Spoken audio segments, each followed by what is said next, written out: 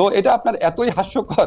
এখন আপনার মাঝে মাঝে আমাকে ধরেন লোকজন বলে কি ভাই আপনি এগুলি প্রশ্ন উত্তর দেন না কেন? খালেদ আমাকে একটা সেকেন্ড বলতে দিন। দেখেন আপনি যখন রাস্তাঘাটে হাঁটবেন আপনি মাঝে মাঝে কিছু ভিখারিকে দেখেন না, ময়লা হাতে নিয়ে হাঁটে, থুতু মারে লোককে, ময়লা ছুঁড়ে মারে, আপনি কি তাকে কনফ্রন্ট করতে যান নাকি আপনি একটু মানে একটু দূরে দূরে সরে থাকেন? তো এই সমস্ত কথাবার্তা যারা বলে তাদেরকে আমি ওই ধরনের আবর্জনা ছুঁড়ে মারা, যে নোংরা যা থাকা, যে আপনার যে রাস্তার মধ্যে মানে আমি আমার কাছে মনে হয় কি যে বাংলাদেশের হয়তো খুব বেশি হলে আমার যারা ফলোয়ার আছে, ভক্ত আছে, বা আমাকে যারা ভালোবাসেন তাদের মধ্যে হয়তো 10% মানুষ যারা খুবই সরল মনা, খুব গভীরভাবে চিন্তা করেন না, তারা হয়তো তাদেরকে প্রভাবিত করতে পেরেছে। কিন্তু 90% মানুষের মনে এগুলি হাস্যরস ছাড়া কিছু উদ্রেক করে না। আর ভারতের সাথে চুক্তি আপনাকে আমি বলি এটা অবশ্যই প্রকাশ করা উচিত। এখন ধরেন চুক্তিগুলো তো হয় পররাষ্ট্র মন্ত্রণালয়ের মাধ্যমে, ঠিক না? এখন আপনি আপনার প্রোগ্রামে একটু পররাষ্ট্রমন্ত্রীকে বা এই দায়িত্বে যারা আছে তাদেরকে এনে জিজ্ঞেস করলে ভালো হয়। কারণ আমি আপনাকে একটা জিনিস শুধু বলি, আমরা যখন কোনো মিটিং এ বসে, খালেদ আপনি যখন ডয়েচে ভেলেতে কাজ করতেন, আপনি যখন মিটিং এ বসতেন, আপনি যে মতামতটা দিতেন সেটাই কি ডয়েচে ভেলের মতামত হতো? হতো না, ঠিক না? এখন আমার মতামত আমি দিব, একজনের মতামত আরেকজন দিবে, অনেক সময় হতো না। তো আমি আপনাকে একটা জিনিস একটু ব্যাখ্যা করে বলি। ধরেন আমি যখন ঢাকা ইউনিভার্সিটির টিচার ছিলাম, আমাদের 2-1 শিক্ষক ছিলেন ফাঁকিবাজ, ক্লাস নিতেন না। 2-1 শিক্ষক ছিলেন খাতা অনেক দেরি করে দিতেন, ঠিক আছে? তো এটা কিন্তু আমরা একাডেমিক কমিটি মিটিং এ প্রতিবারই সবচেয়ে বেশি এগুলি নিয়ে আমি সোচ্চার ছিলাম, কিন্তু আলটিমেটলি দেখা যেত ডিসিশন হতো না। কেউ কেউ বলতো থাক, এত করা হওয়ার কি দরকার, থাক, আমাদের ডিপার্টমেন্টে বদনাম হয়ে থাক, এরকম করে কোনো ব্যবস্থাই নেওয়া হতো না। কিন্তু আমি তো বলে যেতাম, এখন ব্যবস্থা যে নেওয়া হতো যে না আমার ডিপার্টমেন্টে কোনো ফল্টের জন্য ছাত্র বলে নাই স্যার ওই যে দোষারোপ আমার উপর আসবে কেন? আপনি সরকারকে দোষ দেন অথবা কনসার্ন মিনিস্ট্রিকে জিজ্ঞেস করেন। আপনাকে কোনো, তবে আমার যেটুকু ধারণা, আমি যেটুকু বিশ্বাস করি, এগুলি প্রকাশ করা না, এগুলি এই চুক্তি প্রকাশ করার সময় এখনো চলে যায় নাই। আপনাকে শুধু একটা জিনিস বলি, আমরা এই সরকারে আমরা দায়িত্ব গ্রহণ করার পর একটা কাজ করেছি যেটা ভারত কখনোই চায় নাই। সেটা হচ্ছে আমাদের ইউএনইসি যে কনভেনশন আছে, ওয়াটার কনভেনশন, যেটা আমাদের আন্তর্জাতিক নদীর প্রবাহে আমাদের স্বার্থ রক্ষার ক্ষেত্রে বিরাট ভূমিকা রাখবে, সেটা আমরা র্যাটিফাই করেছি, এক্সিড করেছি, অনুসমর্থন করেছি। এটা আমরা খুব শীঘ্রই আপনি ঘটা করে জানবেন। তো এই সমস্ত আপনার দেশের স্বার্থ রক্ষা করার জন্য আন্তর্জাতিক চুক্তি সেগুলো আমরা করে যাচ্ছি। আর চুক্তি, আরেকটা কথা শুধু বলি, চুক্তি প্রকাশের সময় এখনো শেষ হয়ে যায় না। অবশ্যই আমি একটু দর্শকদের মনে করে দিতে চাই, যখন আসলে বাংলাদেশে একটা অদ্ভুত অবস্থা ছিল, কেউই আসলে ঠিক মতো কথা বলতে সাহস করতো না, তখন কিন্তু প্রফেসর আসিফ নজরুল, আমি আসলে গত 15 বছরের কথা বলতেছি, প্রফেসর আসিফ নজরুল একদম তার দৃঢ় মানে বুলন্দ আওয়াজে তিনি এগুলি নিয়ে কথা বলেছেন। সেই জন্য আমাদের আশা প্রফেসর আসিফ নজরুলের কাছে অনেক বেশি যে ভারত একচেটিয়াভাবে আপনাকে ট্রান্সশিপমেন্ট বাতিল করে দিচ্ছে, আপনাকে বলছে যে এখানে স্থলবন্দর আমি ব্যবহার করতে দিব না। আমাদের হাতে কি কোনো কার্ড নাই যেটা আমি পাল্টা করতে পারি? আমি পররাষ্ট্র উপদেষ্টার কাছে কাছাকাছি প্রশ্ন করেছিলাম প্রেস সচিবের কাছেও, তারা বলেছেন তারা নাকি কোনো রিটালিয়েশনে বিশ্বাস করে না। প্রেস সচিব, এটা রিটালিয়েশনের কি হইলো? মানে ঘটনা হচ্ছে ভারত একচেটিয়াভাবে এগুলি, স্যার আমি আপনার এতদিন ধরে চিনি বলে আমার কাছে মনে হয় যে আপনি এগুলি কেমনে সহ্য করেন, বা আপনি কেন এগুলি কিছু বলেন না, বা আসলেই কি আমাদের হাতে কিছু নাই? Very good question. এখন ধরেন এখন ধরেন আমি আপনাকে বলি, খালেদ আপনি আমাকে দুইটা প্রশ্ন করছেন, আমাকে একটু টাইম দিবেন বলা যে আপনি এটা কিভাবে সহ্য করেন এবং আপনি কেন বলেন না। আচ্ছা, আমার ল ডিপার্টমেন্টে যেই শিক্ষক ক্লাস নিত না, বা আমার ল ডিপার্টমেন্টে যেই শিক্ষকের একজন দুজন শিক্ষকের কারণে রেজাল্ট পাবলিশ করতে 2-3 মাস দেরি হয়ে যেত, আমার ডিপার্টমেন্টে যেই শিক্ষক ছাত্রদেরকে 0 নাম্বার এবং মাইনাস নাম্বার দিত, আপনার কি মনে হয় আমি এটা সহ্য করতাম? আমি তো প্রত্যেক একাডেমিক কমিটির মিটিং এ বলতাম। তা আপনার কেন মনে হয় না একই রকম সিচুয়েশন এখানেও আছে? আমাদের তো প্রফেসর ইউনুস আছেন, প্রফেসর ইউনুস কেমন এটা না করবেন? মানে আমি আপনার সাথে আমার যে পরিচয় বা আলাপ আছে, হয়তো ডক্টর মোহাম্মদ ইউনূসের সাথে অত আলাপ পরিচয় ঘনিষ্ঠতা নাই, কিন্তু আমি তো উনারে জানি, তো উনারও তো এটাতে নিয়ে মানে নিজে এটা করা উচিত।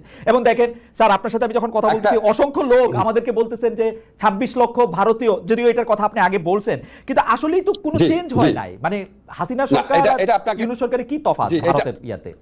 এটা আমি একটু আপনাকে বলি, এটা তো আমার ক্ষেত্রে কথা, স্যারের ক্ষেত্রে স্যার অনেক বড় প্রেক্ষিত থেকে জিনিসটা দেখে, আমি তো অত বড় প্রেক্ষিত থেকে দেখতে পারি না, ফলে আমার পক্ষে অ্যাপ্রোপ্রিয়েট আনসার করা সম্ভব না ভারতের ব্যাপারে, ভূমিকার ব্যাপারে। যত বৈদেশিক সম্পর্কের যে ব্যাপার আছে সেটার সাথে কোনোভাবেই আমি ইনভলভ না। বৈদেশিক সম্পর্ক দেখে আমাদের পররাষ্ট্র উপদেষ্টা আছে, আমাদের ওই যে আমাদের হাই রিপ্রেজেন্টেটিভ খলিল সাহেব আছে, দেখে আমাদের স্যার দেখে।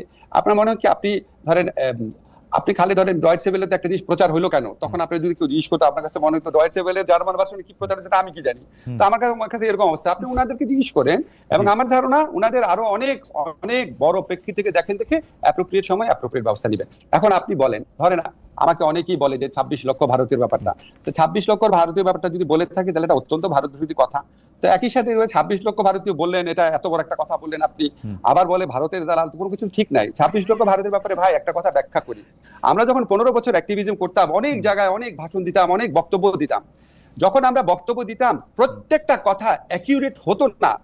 এখানে আমি সিপিডির একটা রিসার্চ পেয়েছিলাম, আমি এটা আগের অনুষ্ঠানে ডিটেইল বলেছি, বলেছে 5 লক্ষ, সিপিডি বলেছে 5 লক্ষ, আরেকটা বলছে এর চেয়ে অনেক বেশি হতে পারে। এখন ধরেন আমার যদি অ্যাকচুয়াল ফিগারের চেয়েও ইম্পর্টেন্ট ব্যাপার ছিল ব্যাপক সংখ্যায় রয়েছে। এখন আপনি আমাকে বলেন সিপিডির মতো একটা প্রতিষ্ঠান যেটা দেবপ্রিয়দা পরিচালনা করে, সিপিডির মতো প্রতিষ্ঠান যদি 5 লক্ষ বলে, আমার মাথায় তো ওইটাই গেঁথে আছে যে লক্ষ লক্ষ অনেক লোক কাজ করে। এখন ওইখানে বলতে গিয়ে হ্যাঁ হতে পারে যে 26 লক্ষের মধ্যে এক্সাজারেশন আছে, কিন্তু বিপুল সংখ্যক তো ছিল।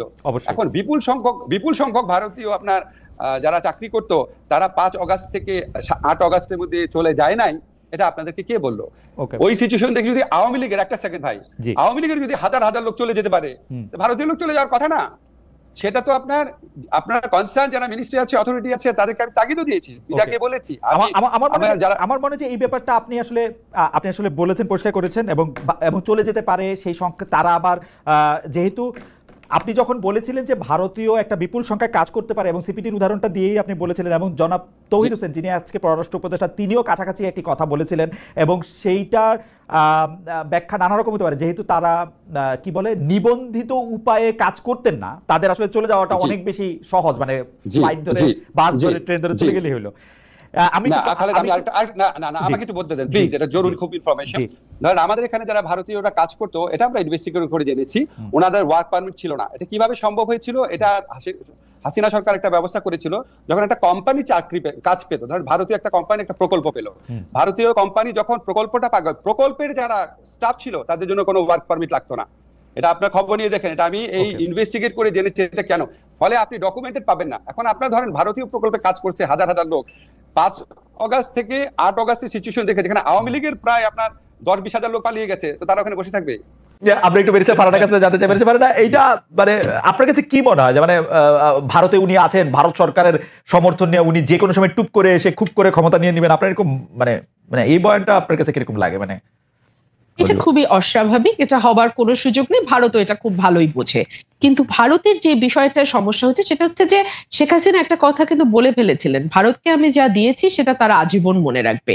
এবং সত্যি আমরা এমন কিছু নেই যেটা ভারত চেয়েছে এবং পায়নি, কিংবা এমন কিছু যেটা ভারতের জন্য কল্যাণকর কিন্তু হয়তো মুখ ফুটে ভারত চাইতে পারেনি, সেটাও শেখ হাসিনা দিয়েছে।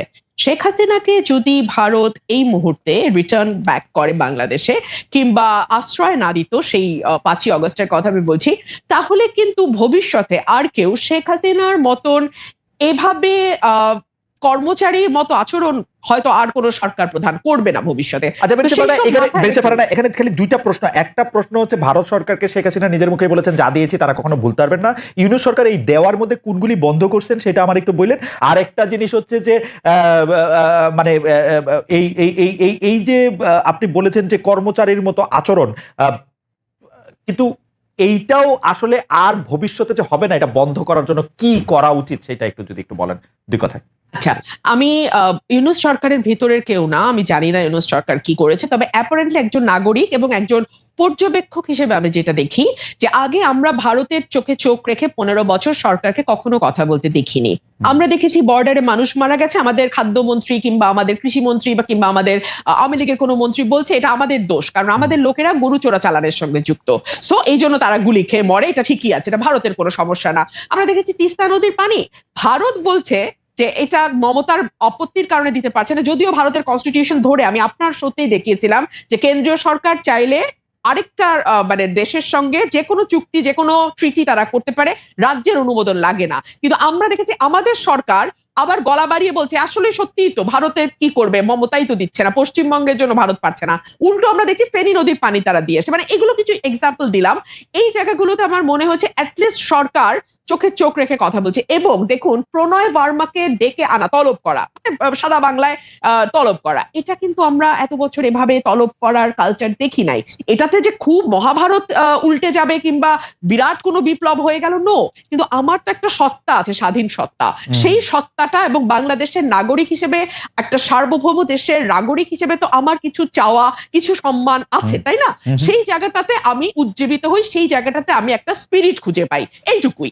আর দ্বিতীয় যে প্রশ্নটা আপনি করেছেন যে একই রকম সরকার বা নতজানু সরকার ভবিষ্যতে আর আসবে কিনা, এখানেই না জনগণের নাগরিক হয়ে ওঠার প্রশ্নটা সম্পর্কিত, যেটা আমি আপনাকে কিছুক্ষণ আগে পার্লামেন্টের উদাহরণ দিয়ে বুঝাচ্ছিলাম। এদেশের মানুষ যেমন মনে করে এমপির কাজ কালভার্ট আর ব্রিজ বানানো আর 20% সেখান থেকে পকেটে ঢুকানো, একইভাবে মানুষ মনে করে তারা এই দেশের নাগরিক না। মানুষ মনে করে যে তারা এই দেশে আছে প্রজার মতন, এই জন্য তারা ট্যাক্স দিতে চায় না। খেয়াল করবেন, এই দেশে কিন্তু কর জিডিপির অনুপাত সবচেয়ে নিচে, কারণ সে মনে করে ট্যাক্স দিয়ে আমার লাভ, ওই টাকাটাই গচ্ছা, আমি তো কোনো সেবা পাবো না। আমাকে সেবা পাইতে হলে ওই লোকাল চেয়ারম্যানের পা ধরতে হবে, সামাজিক সুরক্ষায় যাইতে হলে আমাদের ওই এমপি সাহেবের পিএস এর পা ধরতে হবে। এই কারণে কি হয়, আমরা সিস্টেমকে ভোট দেই। আমাকে একটু সময় দেন খালেদ ভাই, আপনারা সময় নাই, তাহলে আপনি 30 সেকেন্ডে শেষ করেন, আর সময় নাই আমাদের, আমরা পার হয়ে গেছি। জি, আমরা সিস্টেমকে ভোট দেই। হ্যাঁ, যে কারণে মান্না ভাই বলছিল যে উনি একা দাঁড়িয়েছেন, ওনার দলটা দাঁড়াতে পারছে না, কারণ মানুষ মনে করে এই দল তো ক্ষমতায় আসবে না, মানে এই দল তো পার্ট অফ দ্য সিস্টেম হবে না। পার্ট অফ দ্য সিস্টেম যদি না হয়, তাহলে তার ঘরের টিনের চালের জায়গায় একটা ভালো পাকা চাল আসবে না, তার ওএমএস এর কার্ডটা হবে না, তার বয়স্ক ভাতার কার্ডটা সে পাবে না। এই সব কারণে না মানুষ আসলে একটা এক্সিস্টিং সিস্টেমের সাথে নিজেকে কোনোভাবে অ্যাকোমোডেট করতে থাকে। এই কারণে আমি 70, 50 বা 15 বছরের কথা বলছি। মানুষের ভেতরে সেই নাগরিক হয়ে ওঠা, রাষ্ট্রের অংশীদারত্ব দাবি করা এবং রাষ্ট্রের মঙ্গলে যে দিন শেষে তার বা তার ভবিষ্যৎ প্রজন্মের মঙ্গল হয়, এই বিষয়গুলো তার মগজে ঢোকা একটা প্রক্রিয়ার বিষয়, এবং এই প্রক্রিয়াটা সময় লাগবে খালেদ ভাই। এইটা আসলে খুবই সারফেস লেভেলে আছে। বেরসা ফারহানা, আপনাকে ধন্যবাদ। অনেকেই মনে করছে যে এই টিপটাও পলিটিক্যাল, আমরা কি একটু পলিটিক্যাল স্টেটমেন্ট বাই বেরসা ফারহানা, আপনি কি এটা নিয়ে 10 সেকেন্ড বলবেন কিনা? আমরা এটা শেষ করে দিচ্ছি। আমি বলবো না, বেরসা ফারহানা আপনি শেষে বললেন, ওকে। বেরসা ফারহানা, আপনি যদি দুইটা বাক্য বলেন যে এটা একটা পলিটিক্যাল স্টেটমেন্ট কিনা। আমি যেই পরিবারে বেড়ে উঠেছি, যেই পরিবেশে বেড়ে উঠেছি, সেখানে 5 ওয়াক্ত নামাজও যেমন চলে, সেখানে রবীন্দ্রসঙ্গীত হয়, গানও হয়, কবিতাও আবৃত্তি হয়। এবং আমি সবসময় টিপ পড়ি, হয়তো টিপের সাইজটা ছোট ছিল, হ্যাঁ এখন আমি বড় টিপ লাগিয়েছি। এটা যদি আপনি মনে করেন পলিটিক্যাল কোনো বিষয় ভাবতে পারেন, তবে হ্যাঁ একটা মেসেজ তো আমি দিতেই চাই যে নতুন বাংলাদেশে কারো লেবাস দেখে, কারো পোশাক দেখে আরেকজনের প্রশ্ন তুলবার কোনো অধিকার থাকবে আমি বিশ্বাস করি না। যতক্ষণ পর্যন্ত আমি আপনার ক্ষতির কারণ না হচ্ছি, ততক্ষণ পর্যন্ত আমি কি সাজলাম, আপনার ভালো না লাগলে আপনি চ্যানেল চেঞ্জ করবেন, কিন্তু সেটা নিয়ে সমালোচনা করা এবং সেটার কনক্লুশনে পৌঁছে যাওয়া, এটা খুবই হাস্যকর।